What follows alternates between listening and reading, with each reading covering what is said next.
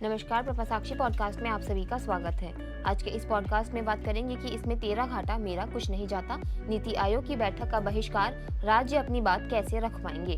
तो आइए सुनते हैं आज के इस पॉडकास्ट को। लेकिन उससे पहले अगर आपने हमारे चैनल को सब्सक्राइब नहीं किया है तो जरूर करें, ताकि आप रोज ऐसे ही इंटरेस्टिंग और जानकारीपूर्ण पॉडकास्ट सुन सकें। साल 2012 के दिसंबर महीने की बात है। अपना भाषण पूरा नहीं करने दिए जाने से नाराज तमिलनाडु के मुख्यमंत्री जयललिता नई दिल्ली में मुख्यमंत्रियों की बैठक से बाहर निकल जाती हैं। विज्ञान भवन में राष्ट्रीय विकास परिषद की बैठक से बाहर निकलते हुए जयललिता ने केंद्र पर अपने भाषणों को 10 मिनट तक सीमित करके विपक्ष में मुख्यमंत्रियों की आवाज को दबाने का आरोप लगाया था। उन्होंने कहा कि उनका भाषण पूरा करने से रोका जाना उनके लिए बड़ा अपमान था। प्रत्येक सीएम को 10 मिनट का समय आवंटित किया गया था और जयललिता को पहले से चेतावनी दी गई थी। जब घंटी बजी तो वह अपने 28 पेज के भाषण के 10 पेज पर थी। राज्यों और केंद्र के बीच तनातनी का दौर हमेशा से चलता रहा है। आम बजट में गैर एनडीए शासित राज्यों की अनदेखी की गई और विपक्ष की तरफ से नीति आयोग की बैठक का बहिष्कार करने की बात कही गई है। केंद्र सरकार जहां बजट को विकसित भारत के निर्माण वाला बजट बता रही है, वहीं विपक्ष ने इसे सरकार बताऊ बजट बताकर सरकार के खिलाफ मोर्चा खोल दिया है। बजट में गैर बीजेपी शासित राज्यों की अनदेखी का आरोप लगाते हुए 27 जुलाई को प्रस्तावित नीति आयोग की बैठक का बहिष्कार करने का ऐलान कर दिया गया है। ऐसे में इस बात की आशंका गहराने लगी है कि क्या मानसून सत्र में जनता से जुड़े मुद्दों पर सार्थक चर्चा होगी या फिर हंगामे में पूरा सत्र यूं ही निकल जाएगा। गौरतलब है कि कर्नाटक की कांग्रेस सरकार पहले ही केंद्र सरकार के खिलाफ सुप्रीम कोर्ट का दरवाजा खटखटा चुकी है। राज्य ने मेरा कर मेरा अधिकार अभियान चलाया है। उसने सुप्रीम कोर्ट में याचिका दाखिल कर कहा कि केंद्र सरकार संघीय ढांचे की भावनाओं के अनुरूप राज्य को उचित सहायता नहीं दे रही है। 27 जुलाई को होनी है बैठक। कांग्रेस महासचिव केसी वेणुगोपाल ने एक्स पर पोस्ट करते हुए कहा कि बजट को संघीय ढांचे के खिलाफ बताया। इसके साथ ही ऐलान किया कि नीति आयोग की होने वाली बैठक को कांग्रेस शासित राज्यों के मुख्यमंत्री बहिष्कार करेंगे। कांग्रेस के मुख्यमंत्रियों में तेलंगाना के रेवंत रेड्डी, कर्नाटक के सिद्धारमैया और हिमाचल प्रदेश के सुखविंदर सिंह सुक्खू शामिल हैं। उन्होंने कहा कि इस साल के बजट के माध्यम से इसकी अवधारणा को नष्ट कर दिया गया है। अधिकांश राज्यों के साथ पूरी तरह से भेदभाव किया गया है।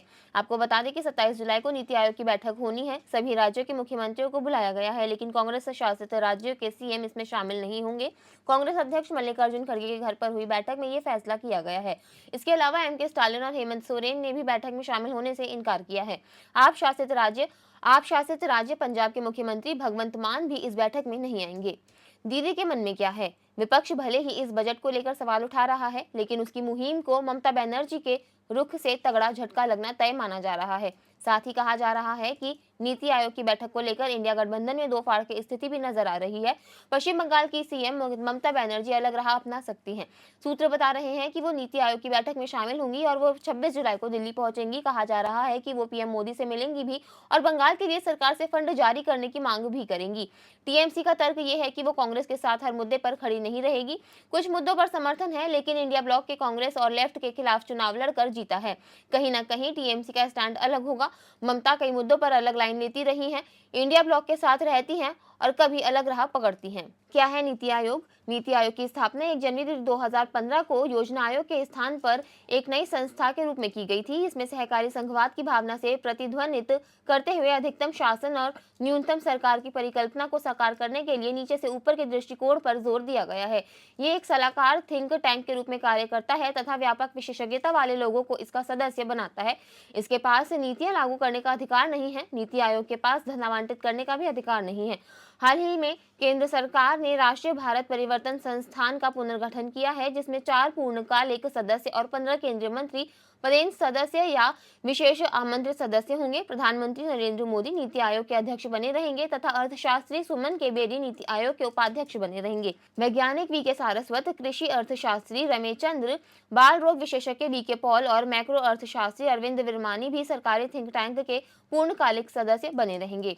नीति आयोग के 5 मुख्य उद्देश्य: राज्यों के साथ सतत आधार पर संरचित समर्थन पहलों और तंत्रों के माध्यम से सहकारी संघवाद को बढ़ावा देना, ये स्वीकार करते हुए कि मजबूत राज्य ही मजबूत राष्ट्र बनाते हैं।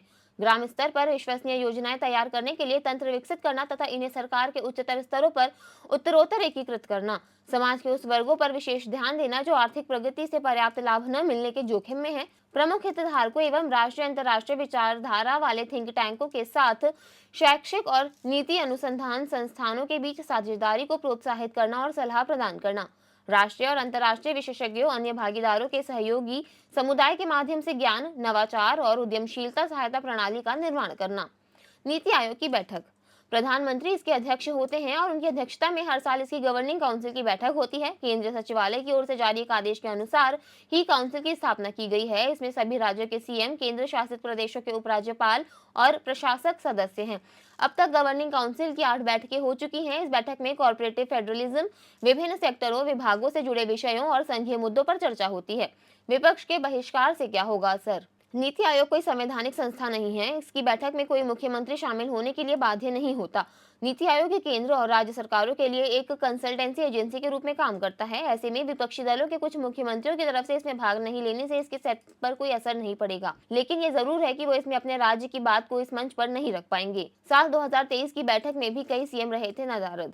प्रधानमंत्री नरेंद्र मोदी की अध्यक्षता में साल 2023 में मई के महीने में बुलाई गई नीति आयोग की बैठक से आम आदमी पार्टी के दिल्ली के अरविंद केजरीवाल और पंजाब के भगवंत मान, पश्चिम बंगाल के तृणमूल कांग्रेस का प्रतिनिधित्व करने वाली ममता बनर्जी, जनता दल यूनाइटेड के बिहार के नीतीश कुमार, भारत राष्ट्र समिति के तेलंगाना के चंद्रशेखर राव और द्रविड़ मुनेत्र कड़गम के तमिलनाडु के एम.के. स्टालिन शामिल थे। राजस्थान के तत्कालीन सीएम अशोक गहलोत और केरल के सीएम पिनराई विजयन भी इस बैठक में शामिल नहीं हुए थे। आज के लिए इतना ही। अगले पॉडकास्ट में किसी और मुद्दे पर देंगे आपको विस्तृत जानकारी। तब तक के लिए जुड़े रहें प्रभा साक्षी के साथ।